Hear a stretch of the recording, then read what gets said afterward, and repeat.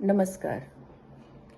अब तक हमने देखा कि शेखर और लवण्य इस बात को समझ रहे हैं कि उनके परिवेश भिन्न हैं, परंतु उनके विचार एक हैं। उन्हें एक दूसरे का साथ पसंद है। तो जीवन में परिवेश तो भिन्न भिन्न होंगे ही। तो क्या जब हम किसी के साथ रहने का निर्णय करते हैं, हम उस परिवेश को कितना अपनाएं, कितना छोड़ दें, कितने के प्रति हम विद्रोह करें और कितने को हम मनाने का प्रयत्न करें, हमारी खुशी इस पर निर्भर करेगी। देखिए लावण्य और शेखर आगे क्या सोचते हैं।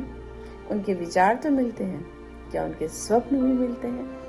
और यदि स्वप्न नहीं मिलते हैं तो उनके साथ रहने का क्या प्रयोजन होगा? कहानी जैसे जैसे खुलेगी हम देखेंगे कि वो कैसे कैसे अपने निर्णय बदल रहे हैं।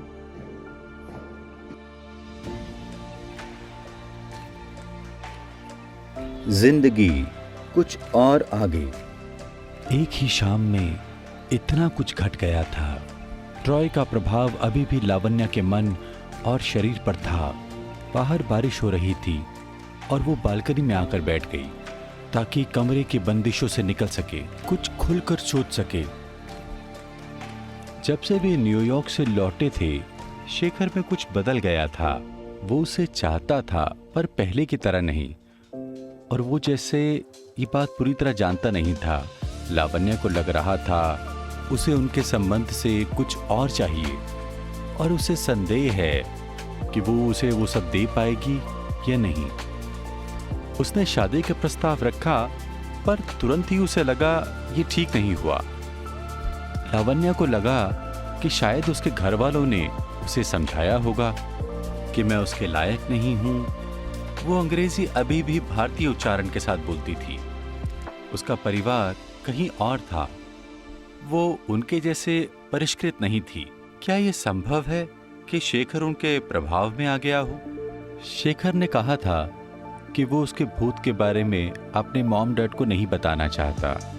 वो ऐसे व्यक्ति के साथ कैसे रहेगी जो उसे उसकी संपूर्णता के साथ स्वीकार नहीं करना चाहता?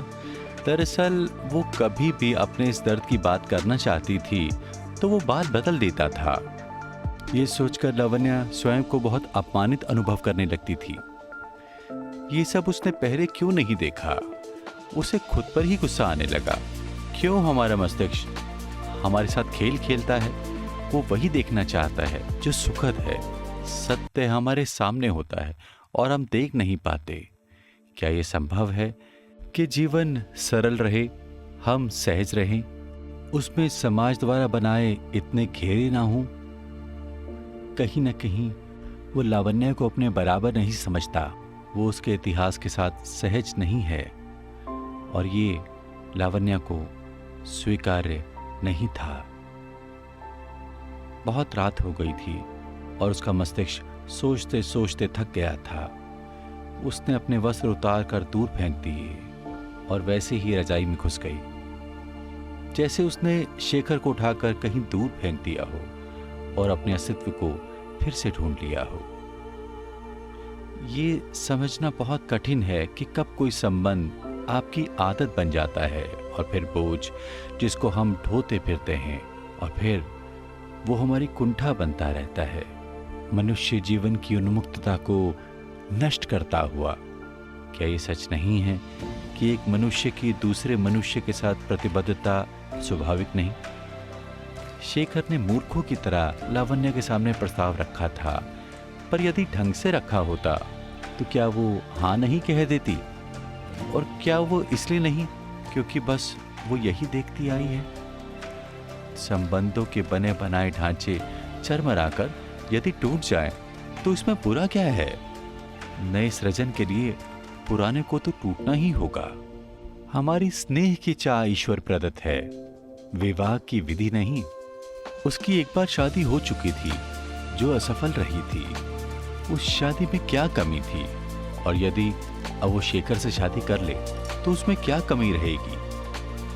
भारत में विवाह का अर्थ है वृद्धों की देखभाल, बच्चों का पालन पोषण, अतिथि सत्कार, समाज के उन अंगों की सहायता करना जो निर्बल हैं। शादी कोई व्यक्ति का चुनाव नहीं है।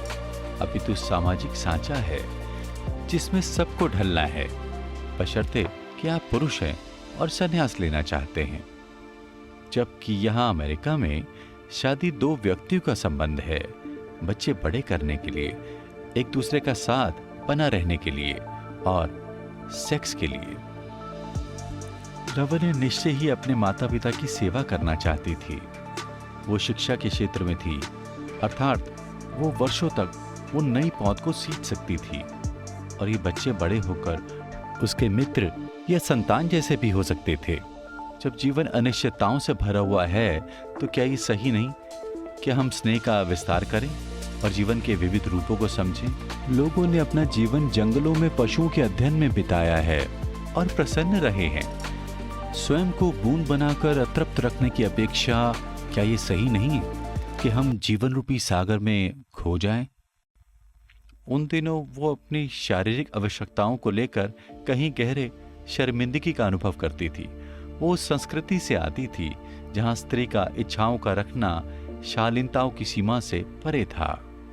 यह विचार युगों से गहरा गया था और अब शायद हमारे मस्तिष्क के सबसे पुराने भाग का हिस्सा था। उसको मिटाना आसान नहीं था। औरत इस्तेमाल की चीज थी, वो दासी थी। वो खुद भी ऐसा ही सोचती थी और वह अपनी इस पहचान में खुश थी। 3 साल अमेरिका में रहने के बाद लावण्य ने शादी से बाहर सेक्स करने की हिम्मत जुटाई थी, पर हर बार अपराध बोध उसे कचोटता था। वो हर बार स्वयं को यह तसल्ली देती थी कि एक दिन शेखर उससे शादी कर लेगा और उसके माँ पिताजी को उसके इस कारनामे से कोई फर्क नहीं पड़ेगा। परंतु सिर्फ सेक्स के लिए वो शादी नहीं करना चाहती थी। व्यक्तिगत रूप से वो उसके लिए पवित्र नहीं था तो अपवित्र भी नहीं था। वो हिंदी फिल्मों की वो बेचारी नहीं थी जिसका बलात्कार होता है और फिर बलात्कारी से विवाह कराकर उसका जीवन सफल मान लिया जाता है। अमेरिका में बहुत कुछ आसान था, परंतु उसके स्वप्न जीवन से बड़ा आकार ले रहे थे। वो जानती थी भारत में अब उसके लिए व्यवसाय ढूंढना आसान होगा।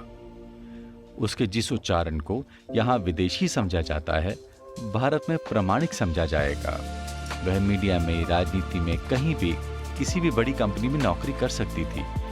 परंतु वो अपना स्कूल खोलना चाहती थी जहाँ एम्पिरिकल स्टडीज का महत्व हो तो ध्यान का भी हो। मूल्य पूर्वी या पश्चिमी ना हो, अपितु सार्वभौमिक हो, और इन सबसे बढ़कर सर्वाइवल ऑफ द फिटेस्ट और पूंजीवाद ना हो, अपितु करुणा और भाईचारा हो। जो संस्कार माता पिता घर में देने में असफल हो जाते हैं वो उन्हें स्कूल में दे। साथ ही वो अपना लेखन जारी रखना चाहती थी। अंततः उसका मस्तिष्क इस सकारात्मक विचार से शांति पा गया और वो सो गई।